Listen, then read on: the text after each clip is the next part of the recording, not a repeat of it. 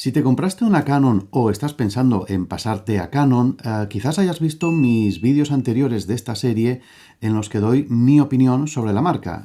Lo he dado en vídeos anteriores sobre Sony, sobre Nikon y sobre Olympus y OM System. Pues bien, he pensado que ahora le tocaba el turno a Canon, así que en este vídeo te voy a contar cuál es mi opinión, pese a que, aunque nunca tuve Canon, me acabo de comprar una y te voy a explicar el porqué, la razón de por qué me he comprado esta cámara. Y aunque solo ahora puedo decir que soy oficialmente usuario de Canon, pues las conozco y las he utilizado, digamos, esporádicamente durante muchos años. Y bueno, las primeras recuerdo haberlas utilizado ya por el año 95 más o menos. Así que bueno, hace ya unos 30 años que por mis manos han pasado unas cuantas cámaras Canon, además que, digamos, antiguamente cuando la revista Casanova Profesional existía, la revista que la famosa tienda de fotografía Casanova Foto, pues editaba, digamos, en el siglo pasado principalmente, y en la que yo había colaborado publicando multitud de artículos, pues analizando tanto cámaras clásicas como cámaras nuevas, y allí había analizado pues unas cuantas cámaras Canon. Así que bueno, te voy a contar un poco cuáles son mis impresiones como usuario, o sea, desde el punto de vista de usuario, para ver pues, si esto te puede servir de ayuda, si en el caso de que estés, por ejemplo, pensando en cambiar a Canon, o en el caso de que seas usuario de Canon y estés un poco con la antena puesta para ver si te cambias a otra marca. Me llamo Hugo Rodríguez, soy profesor de fotografía, o más específicamente profesor de técnica fotográfica. Imparto cursos presenciales en escuelas y universidades, así como en mi propia escuela de fotografía online. Debajo tienes en la descripción enlaces a mis diversos cursos y mi escuela. Publico vídeos cada 2-3 semanas en los que me centro en la calidad de la imagen, en cómo conseguir la máxima calidad de imagen, cómo aprovechar hasta el límite tus equipos, y también analizo equipos pues, nuevos, peculiares o originales. Y ya sabes, si quieres recibir más contenidos como este, suscríbete, ahí tienes el botoncito.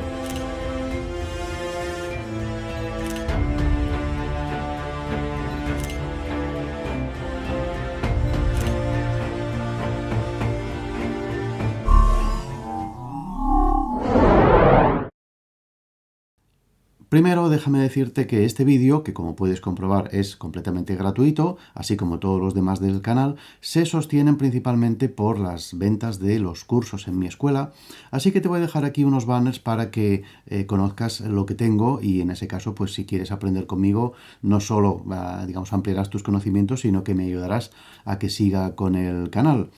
En el caso de que seas usuario de Canon y quieras conocer más a fondo cómo sacarle el máximo provecho a tu cámara, déjame decirte que tengo el Canon Master Camera Course, que es un curso muy extenso de más de 8 horas de duración, en el que te explico con mucho detalle no todas las funciones de la cámara, sino todas aquellas que son verdaderamente necesarias para la toma de fotos, la toma correcta y, digamos, con el máximo aprovechamiento de cámaras. También encontrarás cursos, por ejemplo, del editor de fotos un poco que está de moda ahora mismo, que es el Luminar Neo, muy basado en IA. Por cierto, aunque este vídeo por supuesto no está patrocinado, Canon no me ha pagado nada, de hecho ellos ni saben que estoy haciendo este vídeo, pero sí que tengo que agradecer a Casanova que me han prestado diversas cámaras y diversas Canon a lo largo de los últimos años para que pueda hacer diversos vídeos, que seguramente algunos habrás visto, en los que he analizado por rendimiento de cámaras Canon comparadas con otras. Si estás pensando en comprar una cámara, especialmente si es de segunda mano, que es una opción muy recomendable y poco mencionada en general, que sepas que allí tienen un amplísimo catálogo de equipamiento de segunda mano con garantía por escrito.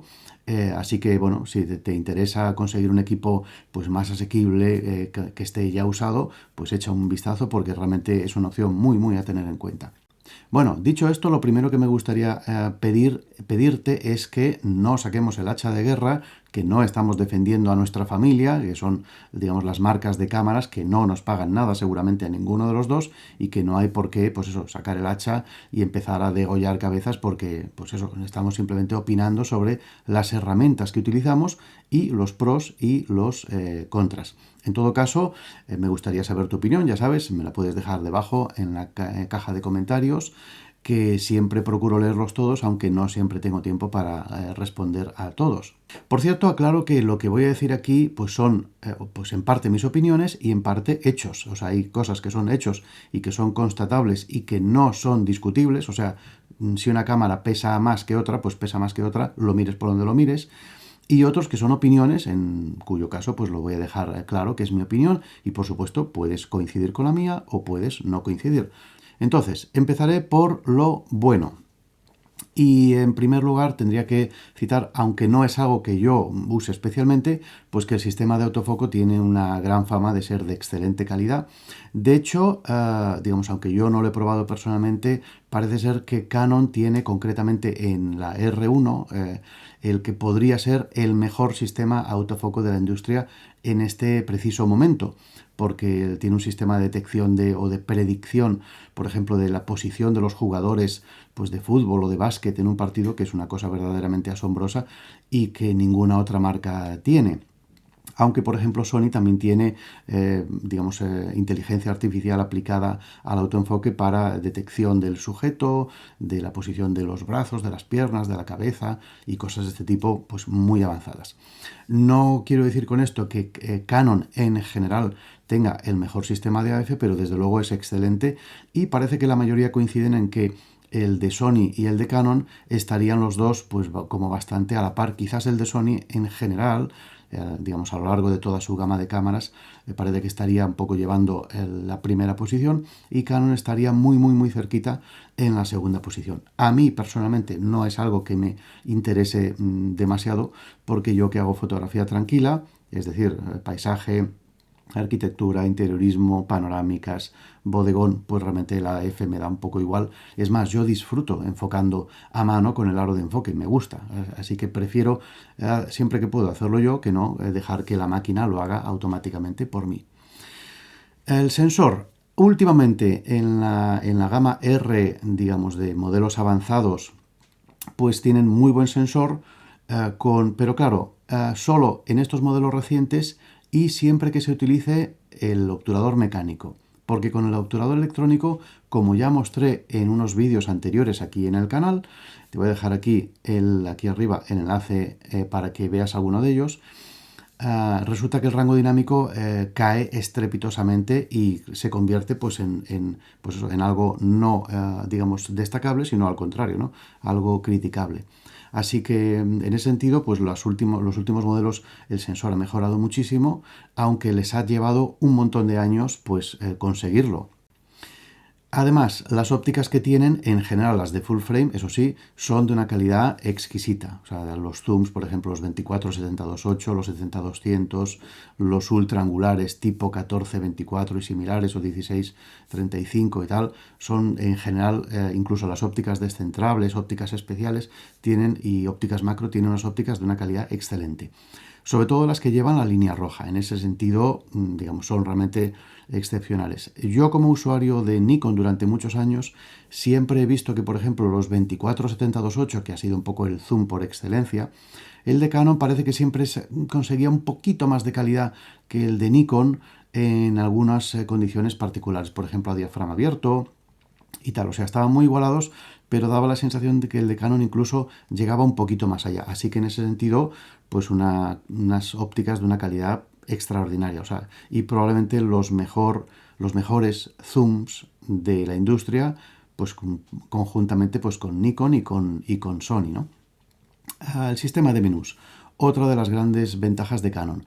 Muy bien traducido, muy intuitivo, muy fácil de usar y además muy consistente a lo largo de la gama y a lo largo de los años, de forma que es muy fácil cambiar de cámara y enseguida, pues eso, a hacerse a la nueva, porque los menús son, digamos, se mantienen muy bien y muy bien explicados en general. En este sentido, creo que podría decir que es el mejor sistema de menús de la industria, el que tiene menos burradas gramaticales, ¿no? Pues eso, de traducciones y de abreviaturas absurdas que otras marcas como por ejemplo Sony o muchas otras pues tienen. Así que en ese sentido el mejor de todos, yo creo que sin discusión.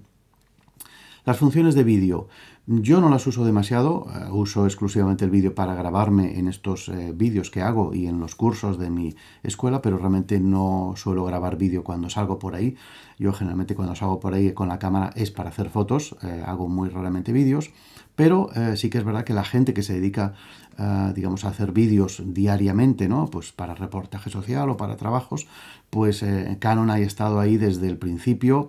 Es verdad que Nikon fue la primera que lanzó la primera cámara reflex que grabó vídeo, pero lo lanzaron y luego lo dejaron como un poco, pues eso, en barbecho, un poco en pausa, mientras que Canon enseguida puso toda la carne en el asador, especialmente con el lanzamiento de la 5D Mark II, que fue una cámara un poco revolucionaria en ese sentido, porque con las prestaciones de vídeo que ofrecía y la calidad y el enfoque en vídeo eran realmente muy superiores a la competencia. Y incluso pues con firmwares alternativos como aquellos Magic Lantern, ¿no? que se podían utilizar con aquellas cámaras, pues le daba incluso muchas más prestaciones, que muchísima gente que hacía un uso híbrido de las cámaras pues agradeció. Y bueno, hubo yo creo que una migración importante de fotógrafos de Nikon hacia Canon, potenciado pues principalmente por la 5D Mark II y por bueno, otros modelos que también tenían muchas prestaciones de vídeo. Eso se ha mantenido y a día de hoy siguen ofreciendo un montón de prestaciones de vídeo muy punteras y están un poco ahí en el top, ¿no? Con Sony, con Nikon, con Panasonic. Es decir, es verdad que en algunos casos han dado problemas, por ejemplo, de calentamiento con algunas cámaras, ¿no? Que luego lo han resuelto, pero bueno, en general, pues bastante bien, ¿no? Luego, otra cosa bastante, digamos, de agradecer, sobre todo para alguien que empieza desde cero, es que tienen un sistema fotográfico extenso, es decir, que abarca desde cámaras ultra profesionales como la R1 y las antiguas EOS 1DX, y hasta las compactas sencillas, pues como las M5, M6 y cámaras más antiguas como las M3, M2, ¿no? Es decir, desde compactas sencillas hasta cámaras súper profesionales, pues tienen una gama muy bien escalonada, en la que prácticamente encuentras modelos en casi cada escalón, ¿no? De forma que no solo es una gama extensa, sino que es muy variada y muy bien, pues eso, proporcionada y progresiva para que puedas entrar relativamente pues con poca inversión en el sistema y luego ir escalando, ir subiendo a modelos superiores. Así que en ese sentido, pues por ejemplo, Sony tiene una gama mucho más segmentada, y Nikon, por ejemplo, pues tiene muy poca gama, tiene muy pocos modelos de entrada, se han quedado un poco en la gama más alta. En fin, en ese sentido, yo creo que Canon es de las que tiene el sistema más extenso y mejor, digamos, diversificado, ¿no? El sellado ambiental, muy bueno también, como el de Nikon. O sea, las cámaras, sobre todo, eso sí, la gama profesional, pues bastante bien sellada, aguantan un chaparrón, y están diseñadas y protegidas para trabajar. Tanto los cuerpos de cámara como las ópticas, sobre todo las gamas altas y profesionales, pues están bastante bien selladas. Hombre, no llegan al nivel de Olympus, que como te enseñé en el vídeo anterior, pues se podía meter, te enseñaba un vídeo en el que un colega metía su Olympus bajo el grifo literalmente. Pero claro, tampoco es verdad que es una prueba un poco exagerada, pero vamos, que las cámaras de gama alta tienen un sellado ambiental bastante decente. Y hasta aquí lo bueno. Vamos a ver ahora pues lo malo o lo mejorable. Bueno, en primer lugar, los sensores, que como ya te mencioné antes, pues un poco tiene su cara buena y su cara mala. Ahora tiene sensores muy buenos y con pues eso, muy buenos valores de rango dinámico y de ruido. Ahora, durante un montón de años han estado no en segundo, sino en tercer, en cuarto lugar probablemente, después de Sony y después de, o sea, de Nikon y de Sony, claramente 2, 3 escalones por detrás de la competencia, ¿no? Porque, pues bueno, seguramente por cabezonería no han querido comprar los sensores de Sony, cosa que por ejemplo Nikon hacía y eso le daba pues tanto a Sony como a Nikon una calidad de sensor que era la más top en la industria, pero Canon probablemente pues por cabezonería pues querían seguir fabricando ellos sus propios sensores, pero no tenían la tecnología para conseguir la calidad que conseguían los sensores Sony o bien implementados por la propia Sony o bien implementados dentro de cámaras Nikon. Y eso les ha mantenido pues con pues eso, valores sobre todo de rango dinámico y de ruido muy por detrás de los demás. En rango dinámico han estado prácticamente 2 stops durante muchos años por detrás de Nikon y Canon, y 2 stops es mucho, porque 2 stops quiere decir que tienen no el doble, sino el 4 veces más ruido que la competencia, y eso realmente es un montón. ¿Qué pasa? Que bueno, ahora por fin se han puesto las pilas, creo que fue con la R5 y R6 y posteriores han mejorado muchísimo. Hablamos de rango dinámico, es decir, nivel de ruido al ISO más bajo, que es lo que yo típicamente utilizo para fotografía de paisaje y bueno, fotografía tranquila en general. Entonces, en ese sentido, ha mejorado muchísimo y realmente tiene unos rangos dinámicos muy, muy buenos. Pero bueno, durante años los usuarios de Canon han tenido que, los que hayan querido hacer paisaje y tal, pues han tenido que sufrir un poco estas consecuencias. La ergonomía. A ver, este punto sé que va a dar un poco que hablar y repito, os pido que por favor no saquemos el hacha de guerra, yo estoy dando mi opinión, esto es una opinión. Bueno, hay una parte de opinión, hay otra parte que no. Ergonomía mejorable, y seguro que muchos usuarios de Canon dirán, ¿cómo que ergonomía mejorable? Si es la mejor No, no es la mejor ergonomía para nada. La mejor ergonomía creo que la tiene Nikon indiscutiblemente, por muchos, digamos, aspectos.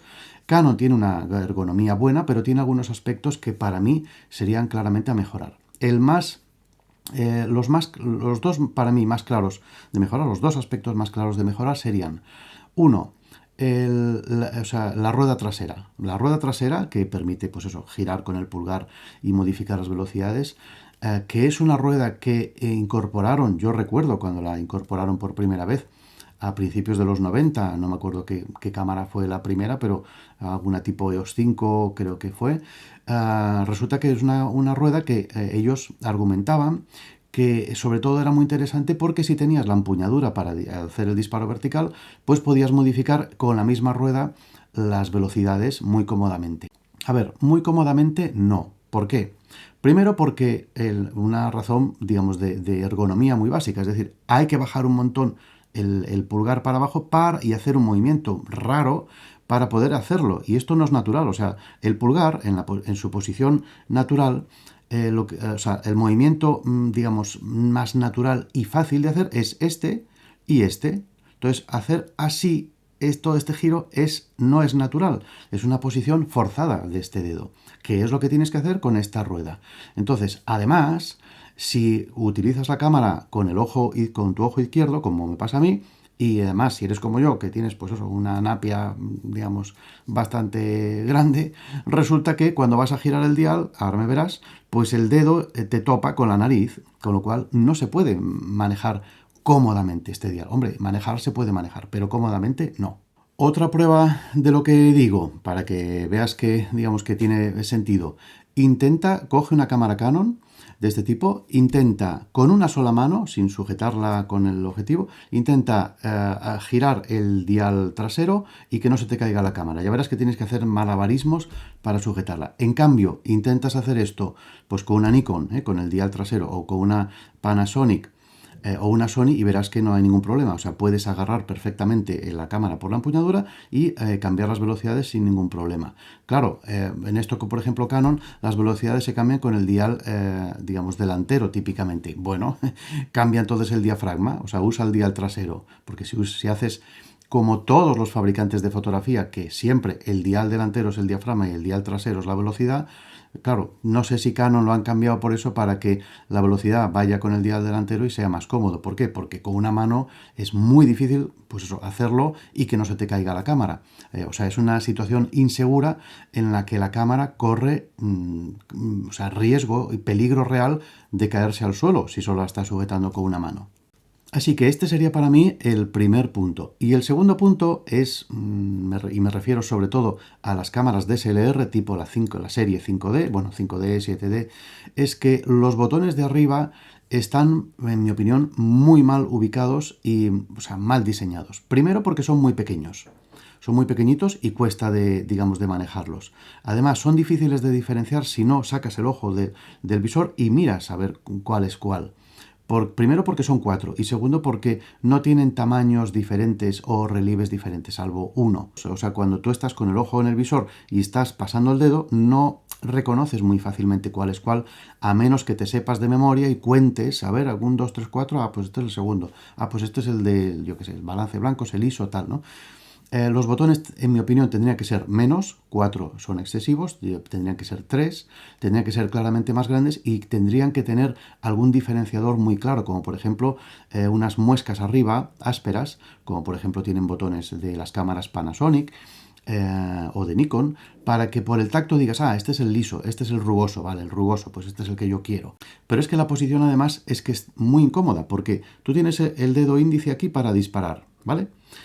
Y para manejar la rueda, vale, pues para manejar la rueda ya es complicado, no es, en mi opinión, la posición de la rueda más cómoda. Tienes que hacer así, que ya es una posición forzada. Pero es que para llegar a los botones tienes que hacer aún más así, y luego encima tienes que estirarlo el dedo al máximo, sobre todo los botones que están cerca del pentaprisma, o sea que son muy complicados. Pero es que además, yo por ejemplo, acostumbrado a la ergonomía de Nikon, en la que siempre para elegir cualquier función se mantiene pulsado un botón y se usa el dial y siempre el trasero, o casi siempre, resulta que aquí en Canon pulsas el botón y con el dial trasero, que tienes que hacer otra posición de la mano para poder manejarlo, haces una función, pero el otro es con el dial delantero, con lo cual tienes que levantar el dedo del botón para llevarlo, o peor aún, tienes que mantener un dedo sobre el botón y con el otro girar el dial, que es una posición súper retorcida e incómoda a más no poder. Y esta pues es la principal crítica que yo le hago a las cámaras de Canon. Es cierto que ahora, por ejemplo, en las series R llevan en la parte de arriba, en vez de llevar pantallita y botones, llevan un dial, que se maneja mucho más fácilmente, pero aún así, durante muchos años, pues este ha sido un poco el modus operandi de todos los modelos, o de la mayoría de modelos DSLR de Canon, al menos las gamas medias y las gamas altas. Además, otra incomodidad es que el switch, el botón para encender la cámara, está en la mano izquierda, que es una incomodidad. Ojo, no es la única, ¿eh? La Olympus, por ejemplo, esto, mira, olvidé comentarlo en el vídeo anterior, también lo lleva típicamente, cosa que no me gusta. Yo creo que ese dial, donde tiene que estar, es donde lo ponen Nikon y Sony, que es con el dedo índice, que es lo más cómodo, porque muchas veces necesitas manejar la cámara con una mano, ya que necesitas la otra pues para sujetar el objetivo o para sujetar el trípode o para vete tú a saber qué. Y tener que usar la mano izquierda temporalmente, soltarla de donde la tienes, para esto pues es una incomodidad y una pérdida de tiempo. Así que en ese sentido yo creo que sería mucho mejor pues si copiaran a Nikon o a Sony con ese dial que digamos que tienen allí, que es mucho más cómodo, ¿no? Bueno, dicho esto de la ergonomía, resulta que más cosas. Hablaba antes del rango dinámico, que ha sido durante años mediocre. Bueno, ahora es muy bueno, sí, pero tal como mencionaba en la diapositiva anterior, cuando hablaba de lo bueno, solo con obturador mecánico, porque resulta que con obturador electrónico, tal como explicaba en vídeos anteriores, te dejaba antes el enlace, pues el rango dinámico, por ejemplo, de la R6 o la R6 Mark II con obturador electrónico es pésimo. Llega a perder hasta 3 pasos completos de rango dinámico, es decir, que a bajo ISO el ruido aumenta un 800% en algunos casos, que es una barbaridad. Bueno, puede ser que en muchas ocasiones, a lo mejor, si estás haciendo, por ejemplo, paisaje, no necesites utilizar el obturador electrónico y, por tanto, no sufras de esta pérdida, pero es un detalle muy importante que tienes que tener en cuenta cuando estás utilizándolo, porque a lo mejor, pues en una boda, en un evento en el que no se admite ningún ruido, un espectáculo o tal, y necesitas luego levantar las sombras, pues te puedes llevar un chasco, porque tienes 8 veces más ruido que si no usaras el obturador electrónico. Más cosas. Calidad limitada en la gama PSC. Otro clásico en este caso, pues como Nikon y también, bueno, Sony no tanto, pero sobre todo Nikon. Nikon y Canon en esto han sido un poco, digamos, los clásicos que han utilizado esta técnica para, pues, ofrecer al usuario una cámara de entrada a PSC pues relativamente económica y a partir de ahí pues empujarle hacia arriba para que vaya gastando cada vez más dinero y dé el famoso salto al full frame, que no es un salto cualitativo hacia más, a menos que lo hagas, eso sí, dentro de Nikon y Canon, porque ellos deliberadamente pues han decidido que quieren que sus gamas de cámaras sean así. Pero ahí está Fuji, por ejemplo, con cámaras casi exclusivamente APS-C. Bueno, ahora tienen la gama formato medio, pero vamos, que no hay el salto de APS-C a formato medio en este caso, no se habla. Sus gamas APS-C o Panasonic y Olympus, sobre todo, con los sensores aún más pequeños, micro 4 tercios, con una calidad brutal, como ya he comentado pues en el vídeo anterior. Así que en ese sentido están estos fabricantes demostrando que sensor pequeño no es sinónimo de sensor o cámara de juguete, sino que simplemente es sensor pequeño y pues más profundidad de campo, bueno, y otras cualidades que ya te explicaba en la serie de vídeos en la que comparaba los 3 tamaños de sensor, full frame, APS-C y micro 4 tercios, y donde demostraba que full frame no es mejor simplemente por ser más grande, que full frame tiene unas cualidades que para un tipo de fotos va muy bien, pero tiene otras que no van tan bien, y en cambio los sensores pequeños pues tienen muchas cualidades que van muy bien para muchos tipos de fotos. Aquí te dejaba el enlace a la serie de vídeos. Bueno, pues en ese sentido, claro, pues Canon sigue haciendo lo mismo, calidades limitadas, no solo en los cuerpos, sino también en las ópticas. Sobre todo las ópticas, no sacan ninguna óptica de línea roja de gama profesional para la gama PSD, aunque sí que es verdad que han tenido algunas ópticas interesantes como un 17-55 2.8, que bueno, mira, algo es algo, una especie de 24-80 milímetros 2.8 para la gama APS-C. Además, otra pega de la gama APS-C de Canon es que el tamaño de sensor no tiene un recorte de 1,5, sino que es 1,6, con lo cual es aún más pequeño y aún produce mayor factor de recorte, y por tanto las focales equivalentes son aún más largas. Problema para aquellos que usan angulares, ¿no? Así que en ese sentido, pues bueno, una pega, porque bueno, Canon es una marca que te empuja a que uses full frame, si quieres realmente disfrutar de, pues eso, de toda la calidad de la marca, ¿no? Además, actualmente, además de que la variedad de ópticas que tenían ellos para las cámaras DSLR no podían disfrutar de la gama antigua que tenían de ópticas manuales, previas a los años 85-90, porque habían cambiado completamente de montura, pues resulta que ahora con la montura RF, pues sí que existe un adaptador que permite usar las ópticas EF, las antiguas, pero Canon tiene cerrada completamente la montura a terceros, de forma que no permite a ningún fabricante que lance al mercado ópticas autofoco bajo, pues eso, amenaza de llamada del grupo, del equipo de abogados, como ya pues se ha sabido a través de Sigma, creo que fue, que lanzaron un objetivo al mercado y lo tuvieron que retirar por amenazas de Canon. Con lo cual, pues yo creo que muy mal para Canon, porque, bueno, y para los usuarios de Nikon. A nivel de ventas, parece ser que esto no les está afectando mucho y que tienen un nivel de ventas muy alto y que estarían pues en segundo lugar después de Sony, o incluso en primer lugar, depende del tramo del tiempo que se mida.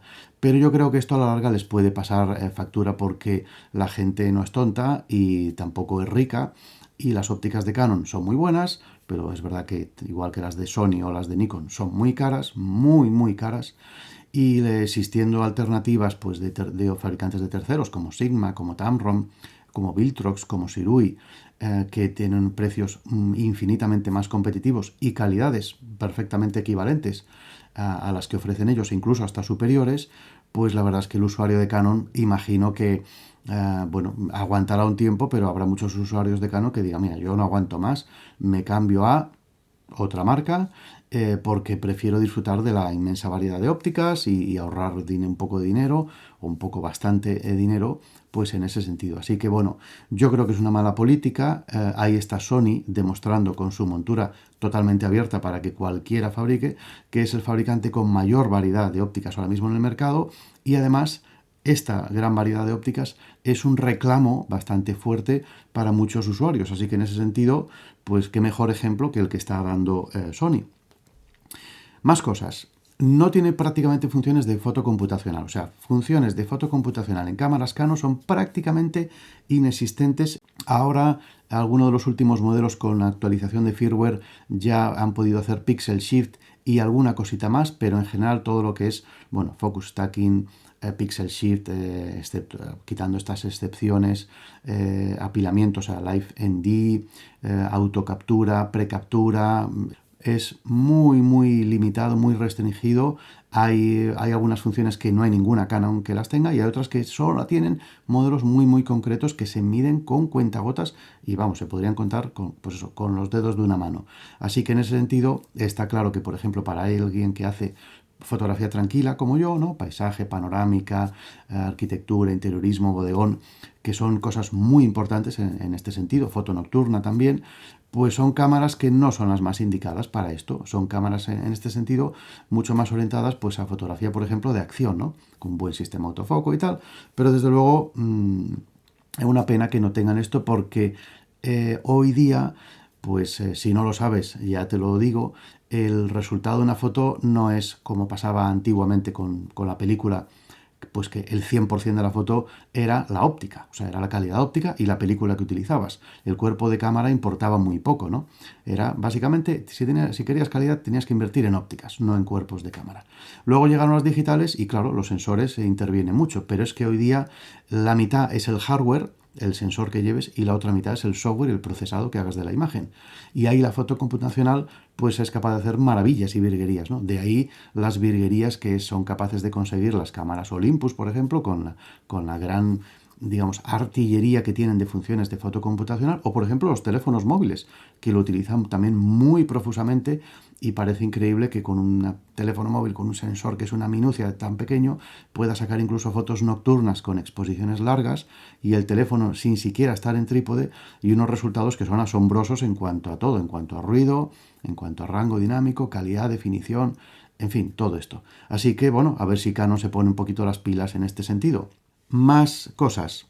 Los firmwares nuevos con funciones nuevas son poco menos que inexistentes en las cámaras Canon. O sea, Canon aquí pues tiene o sigue la, digamos, la estrategia clásica pues, que han seguido Nikon, por ejemplo, toda la vida, que es que no ofrecer absolutamente nada nuevo cuando te compras una cámara. O sea, cuando te compras una cámara, esas son las funciones que va a tener. No esperes absolutamente nada gratis a menos que te compres otra cámara. Entonces tienes un hardware nuevo y bueno, un firmware nuevo con funciones nuevas.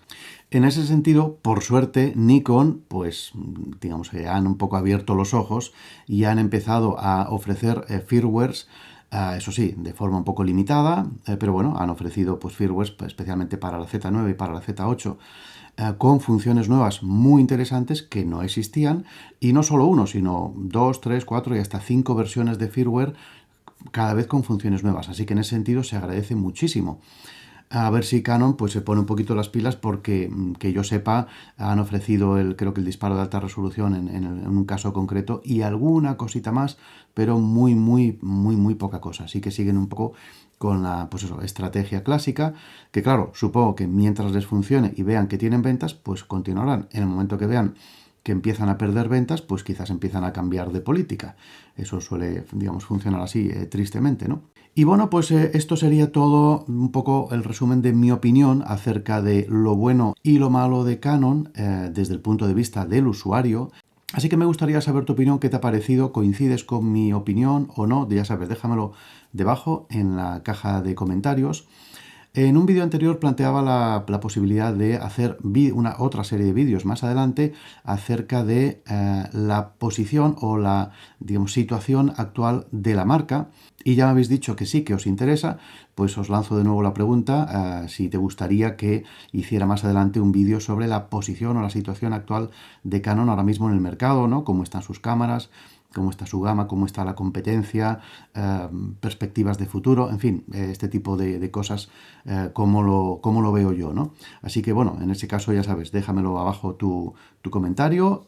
Y bueno, visto todo esto, te comento, porque antes lo mencioné al principio, ahora soy oficialmente usuario de Canon. Y eso me dirás, Hugo, pero si tú has usado toda la vida Nikon y ahora te has pasado a Olympus, ¿qué haces comprándote una Canon? Pues sí, me acabo de comprar una Canon 5D SR. Sí, precisamente una de las cámaras que ahora he estado criticando por su ergonomía, me la acabo de comprar, conjuntamente con un 100 milímetros macro de la OWA. ¿Y por qué? Bueno, pues básicamente no porque vaya a convertirse en mi nueva cámara con la que vaya a salir a hacer mis paisajes y demás, pero sí que me va a ser muy útil, por ejemplo, para las pruebas que hago en este canal y para los cursos que estoy preparando pues en mi escuela, como el Master Camera de Canon, que ya tengo, que te mencionaba antes y que ya tengo en mi escuela para esos usuarios que quieren subir de nivel o se han cambiado a Canon desde otra marca y van un poco perdidos, ¿no? Aunque sean usuarios de nivel medio o avanzado, pero en Canon pues no encuentran las funciones y tal, ¿no?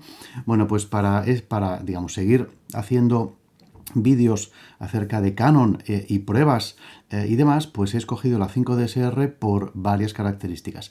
En primer lugar, porque utiliza un sensor de 50 megapíxeles y además no tiene filtro de paso bajo, de forma que automáticamente se convierte en, digamos, dentro de mis cámaras, en la de mayor resolución y la de mayor definición, tanto por número de píxeles como por no tener el digamos, susodicho filtro, ¿no? Otra razón es porque tiene espejo, y me dirás, hombre Hugo, pero si tiene espejo, pero si ahora todo el mundo se está yendo a cámaras sin espejo, efectivamente.